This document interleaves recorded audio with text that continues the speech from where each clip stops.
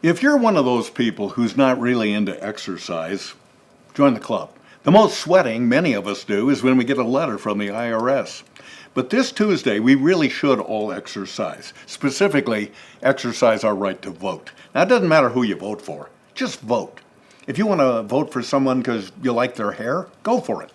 The 2022 Oregon Voters Pamphlet lists a number of political parties, Republican, Democratic, Independent, along with the Constitution Party, Progressive Party, the Pacific Green Party.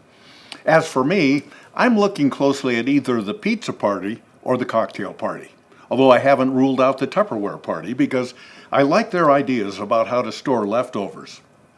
Besides voting for candidates running for office, we're also expected to vote for or against various ballot measures. And the vote is always yes or no. But how about offering another choice? Maybe. Let's say, I'll just make one up, Measure 987.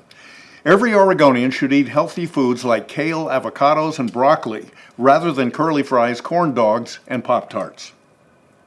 Maybe. It can't be easy running for office. You got to give speeches, you got to be friendly, you got to make promises, and frankly, a lot of us just aren't very good at that sort of thing. The last office I ran for was president of my 8th grade class. I ran on a platform of a 3-day school week, longer recesses, and free candy. Now, I knew I couldn't keep any of those promises, but I ran for class president anyway. And why did I do that? Probably because of my unquenchable thirst for power. Plus the Secret Service protection that I incorrectly assumed would come with the office. Nonetheless, I won the election.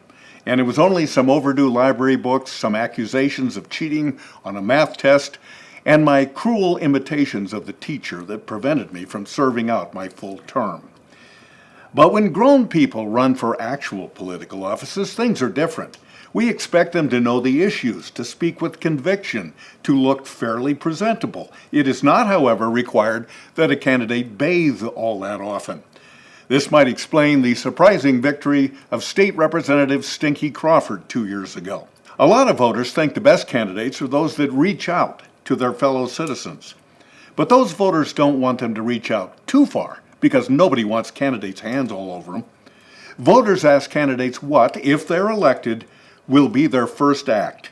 If they say their first act would be either an Elvis impersonator or a puppeteer, it's time to consider a different candidate. Now, while I've never run for public office, I've contributed occasional marketing suggestions to other political campaigns. Some years ago in Seattle, there was a candidate named Greg Nichols running for mayor, and I came up with this slogan: "Vote for change, Nichols." He didn't use the slogan, and as a result, he won 2 terms as mayor. But no matter who or what you vote for, just be sure to vote November 8th. If you vote November 9th, you blew it. My dad used to tell me a story that he heard from a guy who heard it from another guy who heard it from his brother's cousin's ex-wife.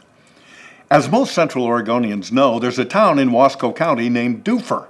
My dad's story that he heard from a guy who heard it from another guy who heard it from his brother's cousin's ex-wife had to do with a fellow who many years ago was running for the mayor of Dufur. Nobody remembers if he won or not, but old-timers do remember the speech that he gave again and again. It was this: "Ask not what Dufur can do for you, ask what you can do for Dufur." It ended in a landslide.